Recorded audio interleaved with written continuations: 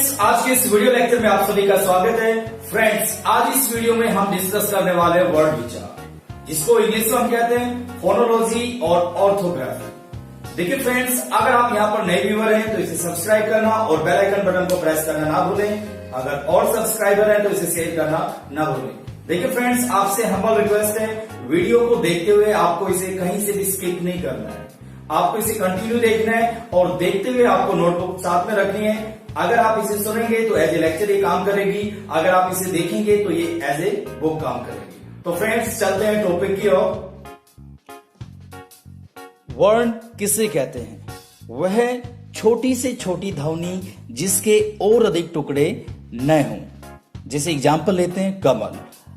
अगर हम कमल के टुकड़े करते हैं तो कैसे करेंगे? क हलंत युक्त होगा, जमा अ, जमा में हलंत युक्त, जमा अ, जमा ले, जमा अ। देखिए फ्रेंड्स, इससे ज्यादा हम इसके टुकड़े नहीं कर सकते हैं, तो इनको हम क्या कह सकते हैं? वर्ण। अब क्वेश्चन अगला बनता है, वर्णमाला किसे कहते हैं? देखिए, हम नॉर्मल वे से कह देते हैं वर्णों के समूह को वर्णमाला कहते हैं। देखिए, वर्णमाला मीन्स ए आ ई ऐसे एक सीरीज से, मीन्स क्रमबद्ध व्यवस्थित समूह से। तो वर्णमाला की सही डेफिनेशन हम कह सकते हैं वर्णों के क्रमबद्ध या फिर व्यवस्थित समूह को क्या कहते हैं? वर्णमाला। कई बार एग्जाम में क्वेश्चन पूछा जाता है, लेखन के आधार पर भाषा की सबसे छोटी इकाई क्या है? वर्ण। ऐसा ही एक और क्वेश्चन पूछा जाता है, उच्चारण के आधार पर भाषा की सबसे छोटी इकाई क्या है? ध्वनि। देखिए फ्रेंड्स, हैं दोनों ही भाषा की सबसे छोटी इकाई, लेकिन लेखन के आधार पर क्या है? वर्ण, और उच्चारण के आधार पर क्या है? ध्वनि। ओके फ्रेंड्स, एक और क्वेश्चन पूछा जाता है, भाषा की सार्थक इकाई क्या है? तो आपको क्या करना है? वाक्य। वाक्य के ऊपर टिक करना है। ओके फ्रेंड्स, अब थोड़ा सा और आगे बढ़ते हैं। देखिए, कई बार एग्जाम में क्वेश्चन पूछा जाता है, भाषा की वाक्य से छोटी सार्थक इकाई क्या है? तो आप क्या कहेंगे? उपवाक्य। फिर ऐसा ही एक और क्वेश्चन पूछा जाता है, भाषा की उपवाक्य से छोटी सार्थक इकाई पदबंध। अगला क्वेश्चन, भाषा की पदबंध से छोटी सार्थक इकाई क्या है? पद या शब्द। भाषा की पद से छोटी सार्थक इकाई अक्षर। एंड लास्ट वन इज, भाषा की अक्षर से छोटी सार्थक इकाई क्या है? वर्ण। देखिए फ्रेंड्स, यहां पर वर्ण सबसे नीचे आ गया। नीचे आ गया मीन्स इससे नीचे कुछ होता ही नहीं है। मीन्स अभी हमने डेफिनेशन की थी, वह छोटी से छोटी ध्वनि जिसके और अधिक टुकड़े न हो उसे क्या कहते हैं? वर्ण। ओके फ्रेंड्स, अब थोड़ा और आगे बढ़ते हैं। उच्चारण की दृष्टि से वर्णमाला, इसके दो भेद होते हैं। सबसे पहले होता है स्वर एंड सेकंड इज व्यंजन। स्वरों का वर्गीकरण करें हम मात्रा या उच्चारण के आधार पर, तो क्या होता है? सबसे पहले आएगा हर्ष स्वर, फिर आएगा दीर्घ स्वर, फिर आएगा प्लुत स्वर। तो एग्जाम में पूछा जाता है, मात्रा या उच्चारण के आधार पर स्वरों के कितने भेद हैं? तो हमें कितने बताने? 3 भेद हैं। सबसे पहले हर्ष स्वर, फिर आएगा दीर्घ स्वर, फिर आएगा प्लुत स्वर। ओके, अब क्वेश्चन ये आता है कि स्वर किसे कहते हैं? जिन ध्वनियों का उच्चारण बिना किसी दूसरे वर्ण की सहायता से होता है उसे क्या कहते हैं? स्वर।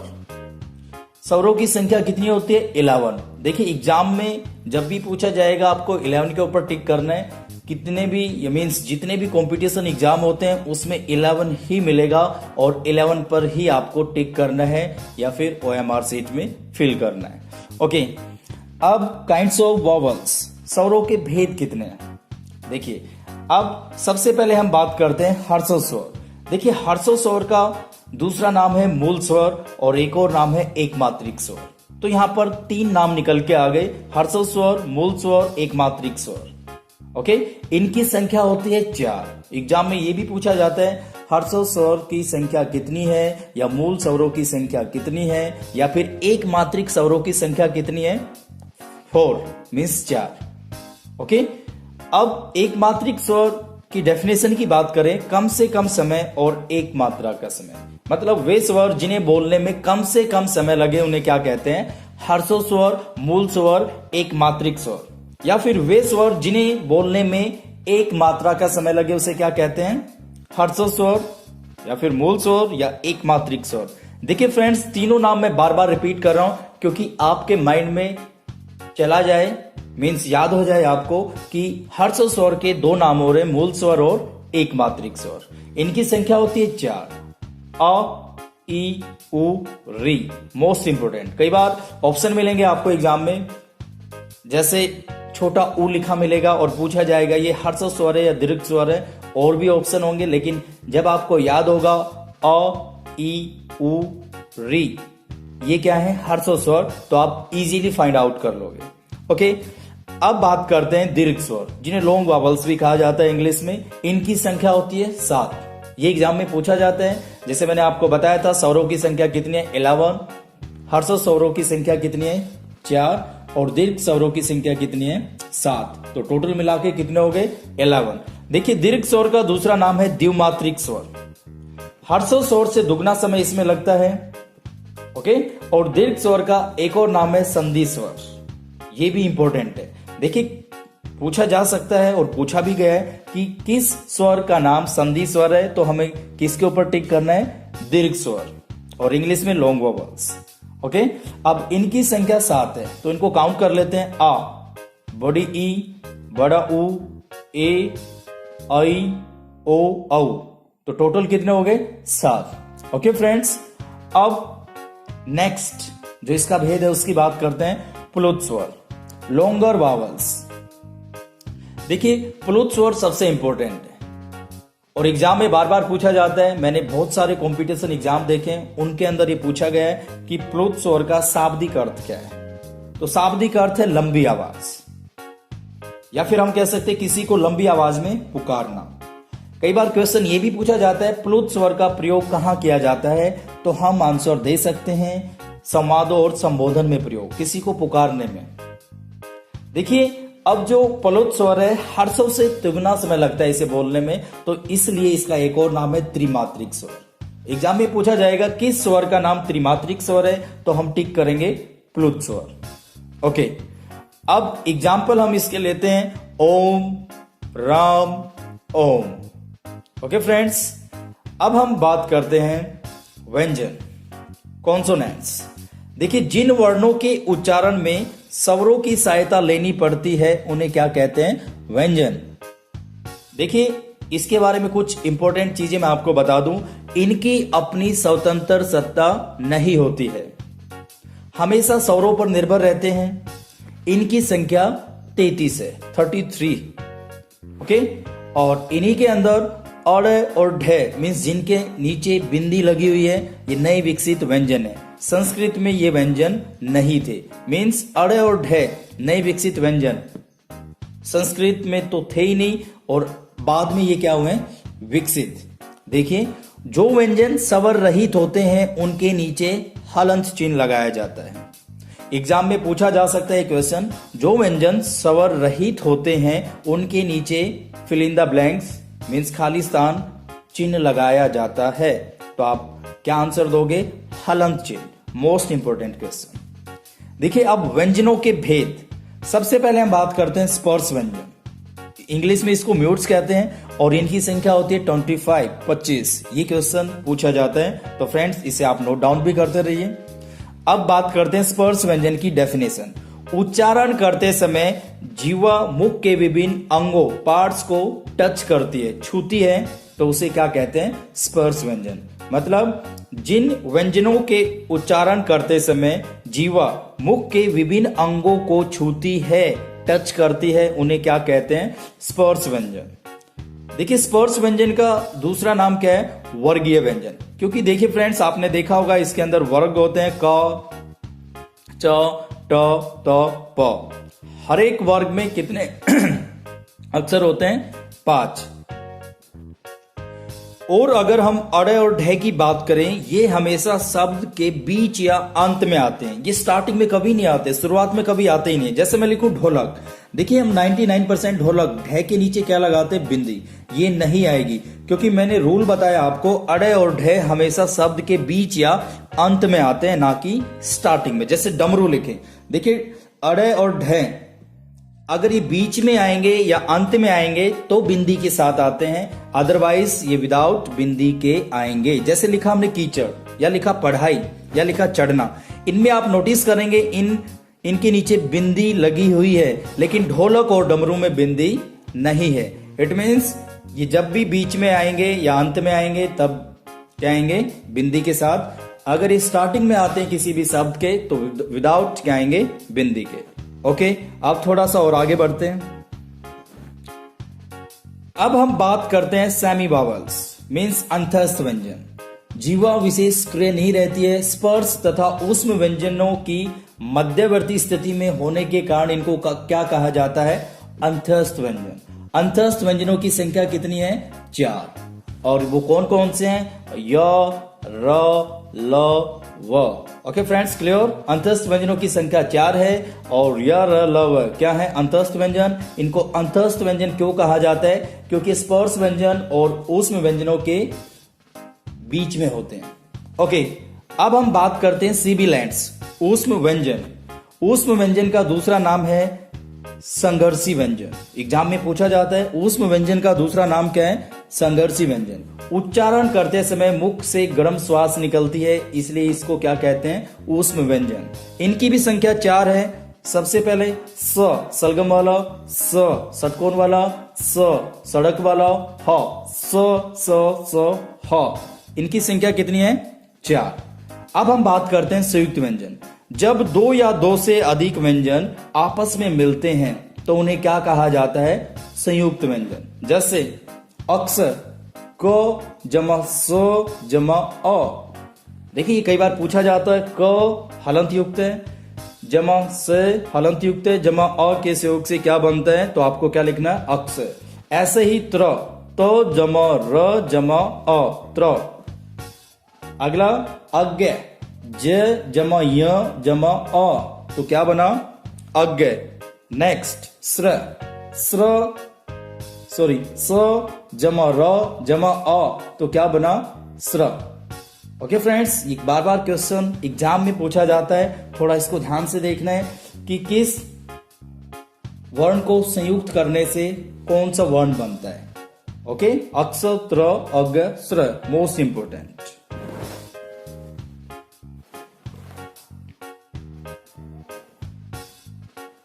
अब हम बात करते हैं व्यंजनों का वर्गीकरण, स्वर तंत्रियों के कंपन के आधार पर या फिर कह सकते हैं घोष तत्वों के आधार पर। नोट, घोष का अर्थ है स्वर तंत्रियों में होने वाला कंपन। एग्जाम में पूछ लिया जा सकता है घोष का अर्थ क्या है, तो आपको क्या करना है, स्वर तंत्रियों में होने वाला कंपन।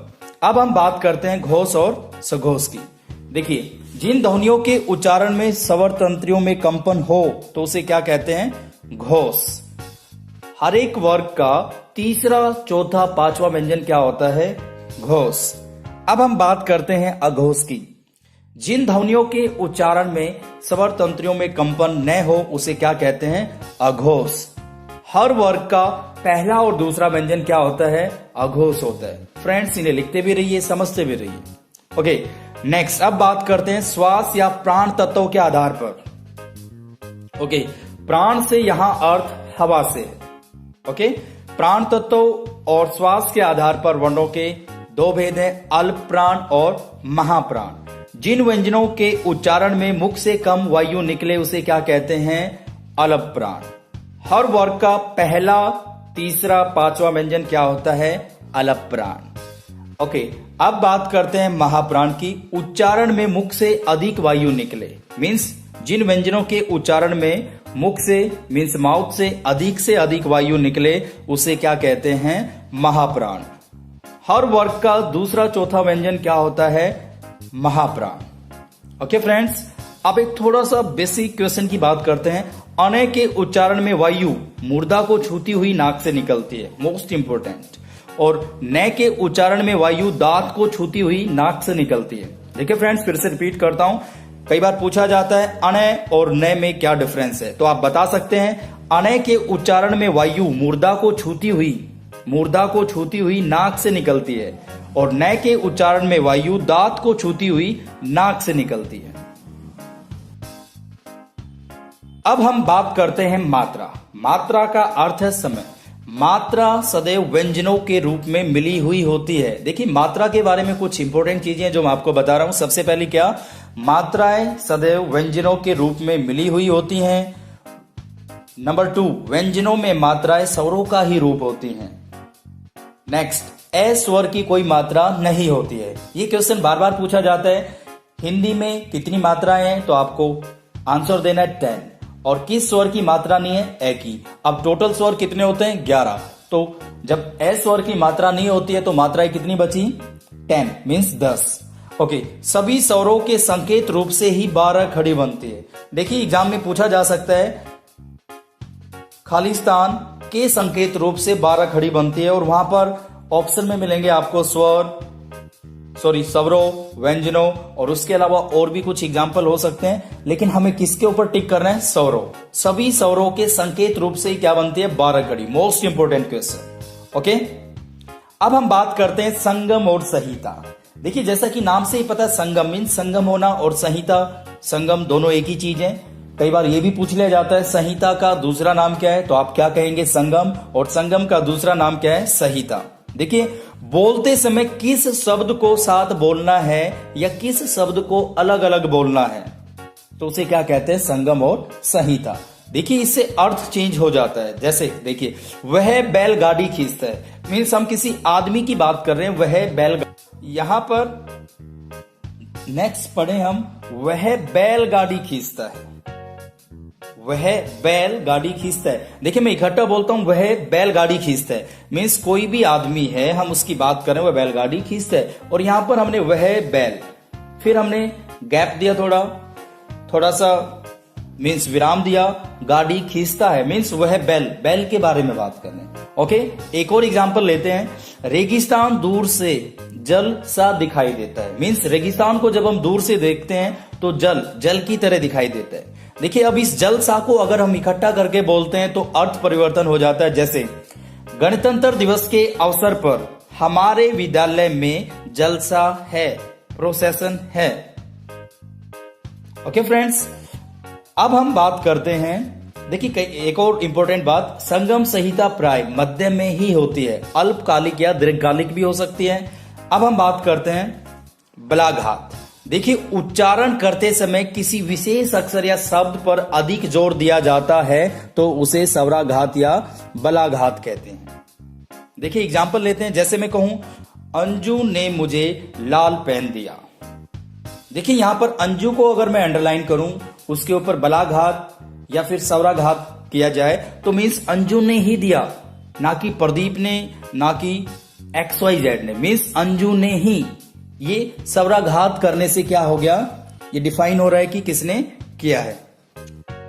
एक और एग्जांपल लेते हैं, अंजू ने मुझे लाल पेन दिया। अब लाल के ऊपर अगर हम जोर डाल के कहें तो लाल पेन ही दिया, ना कि नीला और पीला। ओके फ्रेंड्स, इसको थोड़ा सा और एक और एग्जांपल के साथ समझते हैं। अंजू ने मुझे लाल पेन दिया, पेन ही दिया, ना कि कुछ और दिया, ना गिफ्ट दिया ना कुछ और दिया। ओके फ्रेंड्स, मीन्स पेन ही दिया, ना किताब ना कुछ और, मीन्स पेन पर जोर देने से क्या पता चलता है, पेन ही दिया। ओके लास्ट वन, अंजू ने मुझे लाल पेन दिया। देखिए यहां पर मुझे के ऊपर अगर हम जोर डाल के कहते हैं मीन्स स्वराघात करते हैं, इट मीन्स मुझे ही दिया, ना कि किसी और को। Point clear? ओके देखिए नोट, वाक्य में एक साथ लगातार 2 स्वराघातों का प्रयोग नहीं होता है। ओके, बावजूद, कहीं, कोई या कभी के बाद भी का प्रयोग वर्जित है।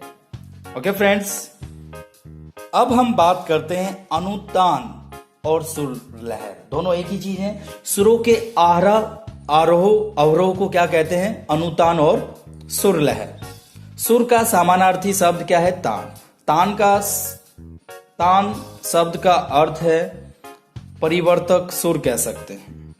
ओके, शब्द सुर लहर या वाक्य सुर लहर, इसके भेद हो सकते हैं।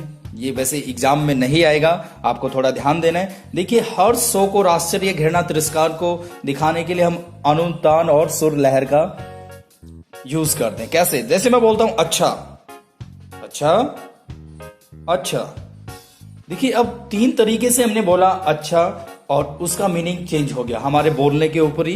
मीन्स हम बोलते हैं कि इस आरोह और अवरोह के साथ बोलते हैं तो उसका मीनिंग चेंज हो गया। अगर अच्छा के बाद हम क्वेश्चन मार्क लगाते तो उसका मीनिंग चेंज हो। अच्छा, हम कहते अच्छा अच्छा। देखिए, बोलने में ही मीनिंग चेंज हो गया। अब हम बात करते हैं अक्षर किसे कहते हैं। ध्वनि की वह छोटी सी छोटी इकाई जिसका उच्चारण वायु के एक झटके से होता है, उसे क्या कहते हैं? अक्षर। देखिए फ्रेंड्स, फिर से सुनिए और लिखते भी रहिए। ध्वनि की वह छोटी से छोटी इकाई जिसका उच्चारण वायु के एक झटके से होता है, उसे क्या कहते हैं? अक्षर। और कई बार एग्जाम में पूछा जाता है अक्षर का शाब्दिक अर्थ क्या है, तो शाब्दिक अर्थ है जो नष्ट ना हो। फ्रेंड्स, आप लिखते भी रहिए और प्लीज समझते भी रहिए। अब थोड़ा और आगे बढ़ते हैं। अक्षर के भेद। अक्षर के अगर भेद की बात करें तो 2 तरह के भेद होते हैं, बुधा अक्षर और मुक्ता अक्षर। जिसकी अंतिम ध्वनि हलंत युक्त हो उसे क्या कहते हैं? बुधा अक्षर। जैसे जगत, संसार वाला। देखिए, 2 तरह के जगत होते हैं। एक जगत होता है कुएं का जगत, और तय के नीचे अगर हलंत लगा हुआ है तो ये कौन सा जगत है? संसार वाला। फिर हम कह सकते हैं श्रीमान आदि। और मुक्ता अक्षर की बात करें तो जिसकी अंतिम ध्वनि स्वर हो उसे क्या कहते हैं? मुक्ता अक्षर। जैसे खा, पी, जा, जगत आदि। जीभ के प्रयोग के आधार पर स्वरों के भेद। देखिए, सबसे पहले हम बात करते हैं अगर स्वर। ई, ए, आई। देखिए फ्रेंड्स, कई बार एग्जाम में क्वेश्चन पूछा जाता है कि जीभ के प्रयोग के आधार पर स्वरों के कितने भेद हैं, तो हम बताएंगे 3। सबसे पहले है अगर स्वर, जिनमें मैंने आपको बताया ई, ए, आई। उसके बाद है मध्य स्वर, जिसमें क्या आता है? अ। ये क्वेश्चन 101%, आई मीन टू से, ये बार बार पूछा जाता है, इस पर थोड़ा ध्यान दें। ओके, नेक्स्ट वन इज पस्त स्वर। देखिए, अ, उ, ओ, औ, आ। देखिए, ये जो आ, देखिए इसके ऊपर चंद्र बिंदु ना होते हुए आधा चंद्र बिंदु है। ओके फ्रेंड्स, ये भी क्वेश्चन बार बार पूछा जाता है। ओठो स्थिति के आधार पर भेद, जो हमारे लिप्स होते हैं उनके। तो सबसे पहला भेद है व्रतमुखी। इसमें उ, ओ, औ और आ। देखिए, आ के ऊपर चंद्र बिंदु नहीं है, अर्ध चंद्र बिंदु है, इसका ध्यान रखना है। ओके, नेक्स्ट इज अवृतमुखी। इसमें आते हैं ए, आ, ई, ए, आई। ओके फ्रेंड्स, अब थोड़ा सा और आगे बढ़ते हैं। इज मुख द्वार या मुख विवर के खुलने के आधार पर स्वरों का वर्गीकरण कैसे? सबसे पहले हम बात करते हैं विवृत, जिन स्वरों के उच्चारण में मुख द्वार पूरा खुलता है, जैसे आ।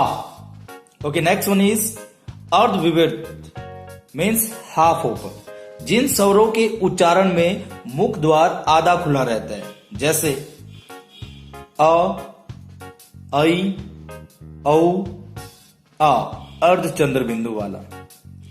ओके, इसका अगला भेद है अर्ध संवृत, मीन्स हाफ क्लोज, जिन स्वरों के उच्चारण में मुख द्वार आधा बंद रहता है, जैसे ए, ओ। ओके, लास्ट वन इज संवृत, मीन्स क्लोज, जिन स्वरों के उच्चारण में मुख द्वार लगभग बंद रहता है।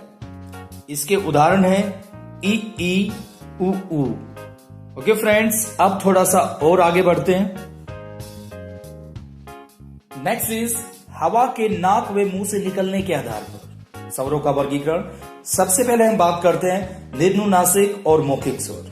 देखिए, मौखिक स्वर को हम निर्नुनासिक कहते हैं, जिन स्वरों के उच्चारण में हवा केवल मुंह से निकलते, मीन्स माउथ से निकलते, उन्हें क्या कहते हैं? मौखिक स्वर या निर्नुनासिक स्वर।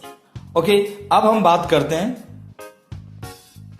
अनुनासिक स्वर, जिन स्वरों के उच्चारण में हवा मुंह के साथ साथ नाक से भी निकलती है, तो उसे क्या कहते हैं? अनुनासिक स्वर। ओके, अब कुछ इंपॉर्टेंट चीजें हम पढ़ लेते हैं। रोमन और देवनागरी लिपि बाईं से दाईं ओर लिखी जाती है, मोस्ट इंपॉर्टेंट क्वेश्चन।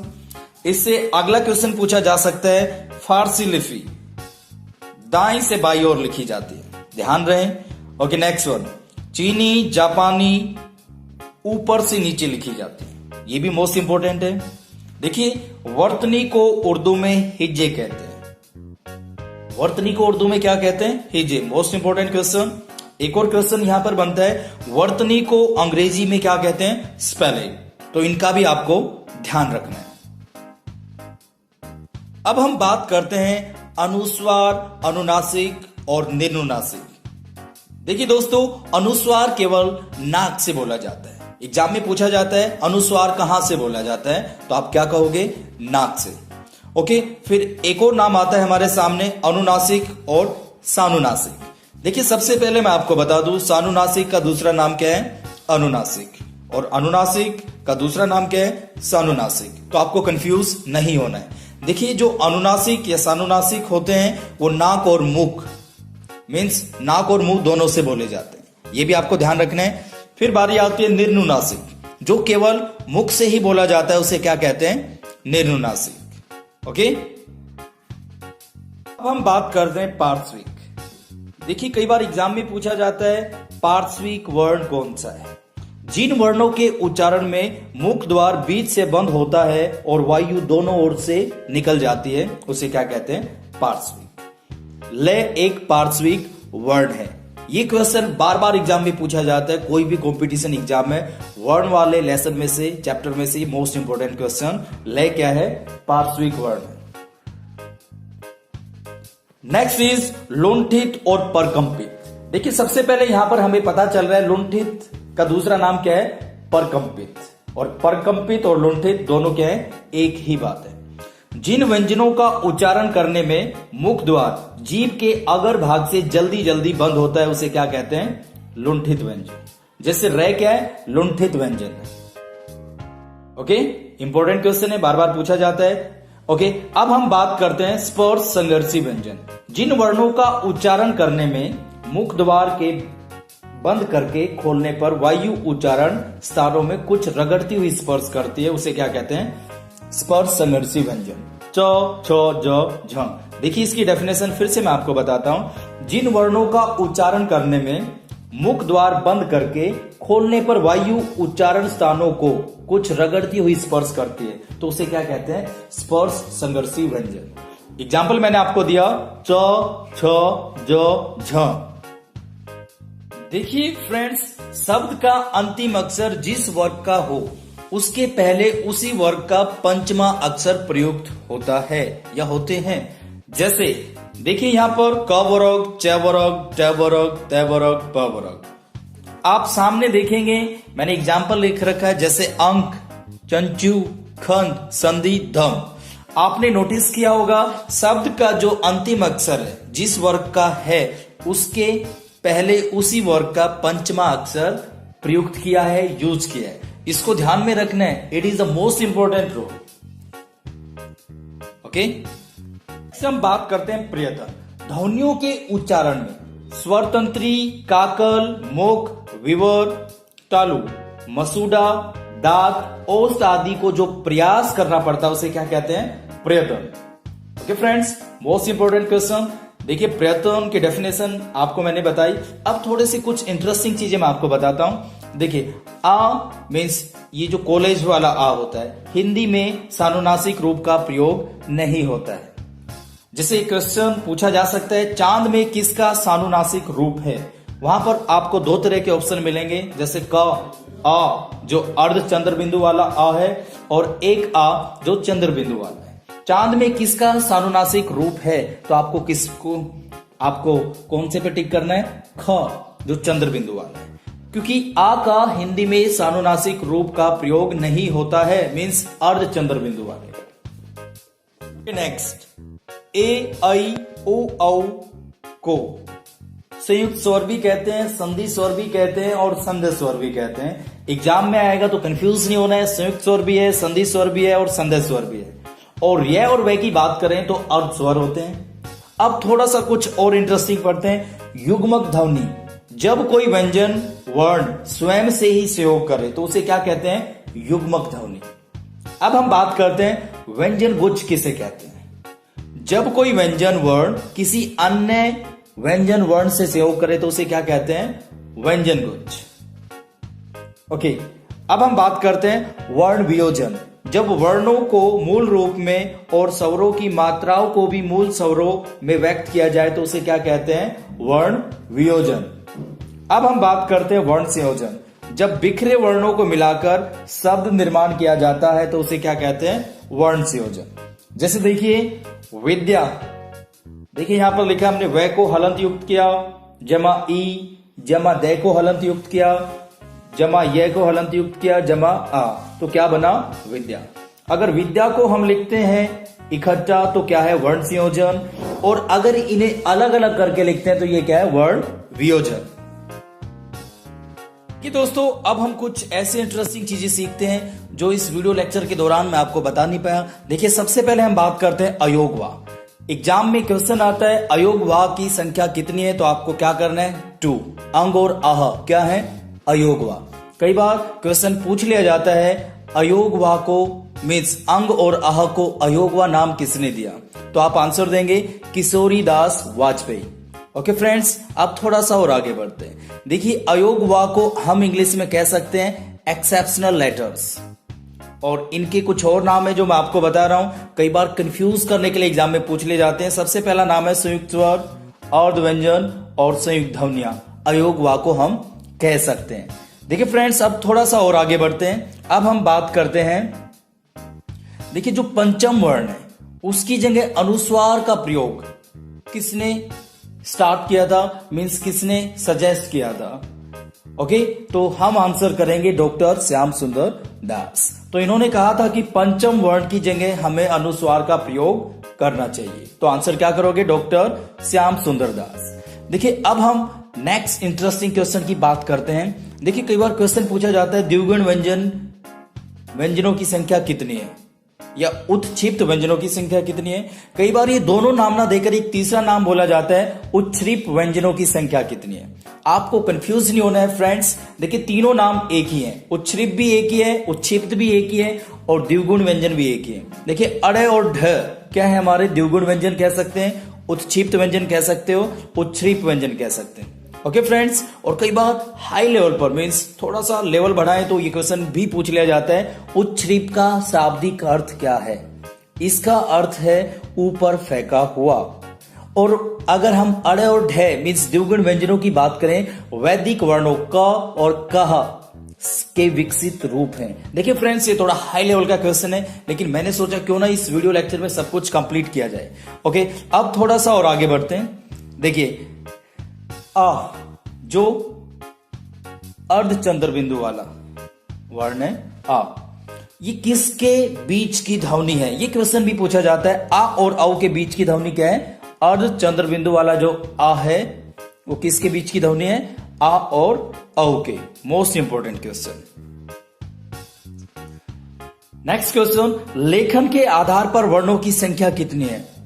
52। यही क्वेश्चन बार बार रिपीट होता है, आपको कंफ्यूज नहीं होना है। अगर हम 52 की बात करें उसमें 13 स्वर हो जाते हैं और 35 व्यंजन हो जाते हैं और संयुक्त व्यंजन, और जबकि ये सारी चीजें मैं आपको पहले बता चुका हूं। फिर एक और क्वेश्चन बनता है उच्चारण के आधार पर वर्णों की संख्या कितनी है? 45 मीन्स 45। लेकिन मोस्टली क्वेश्चन यही पूछा जाता है लेखन के आधार पर वर्णों की संख्या कितनी है।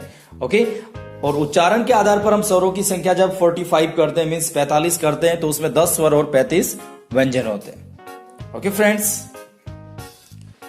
एक और इंपॉर्टेंट चीज, तत्सम शब्दों में अनुस्वार और उनके तद्भव रूपों में चंद्र बिंदु लगता है। फॉर एग्जाम्पल जैसे मैं लिखता हूं दंत, देखिए दंत में अनुस्वार है दंत, इट मीन्स ये क्या है?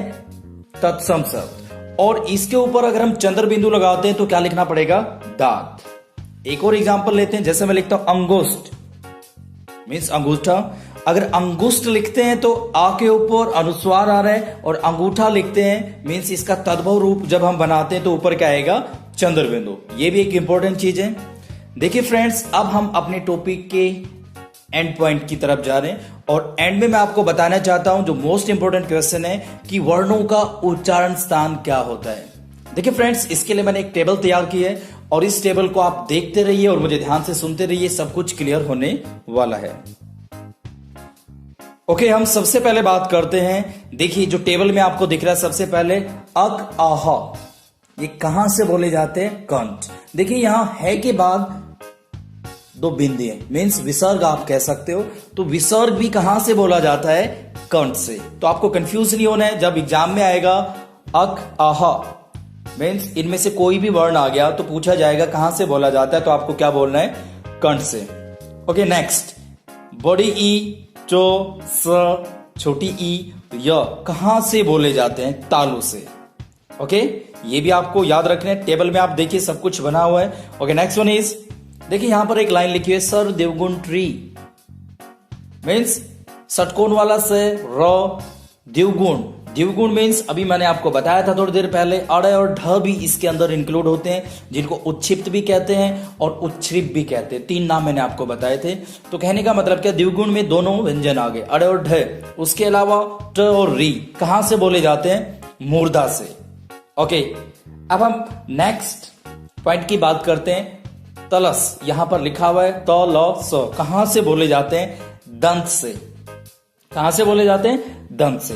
अब हम बात करते हैं नेक्स्ट, प उ मीन्स छोटा ऊ और बड़ा ऊ कहां से बोला जाता है? लिप्स मीन्स होठ भी कह सकते हैं, ओठ भी कह सकते हैं, या होठों से भी कह सकते हैं। ओके फ्रेंड्स, ओके अब हम बात करें ए और आई, कंठ तालु से बोली जाती है, ये भी इंपॉर्टेंट क्वेश्चन है।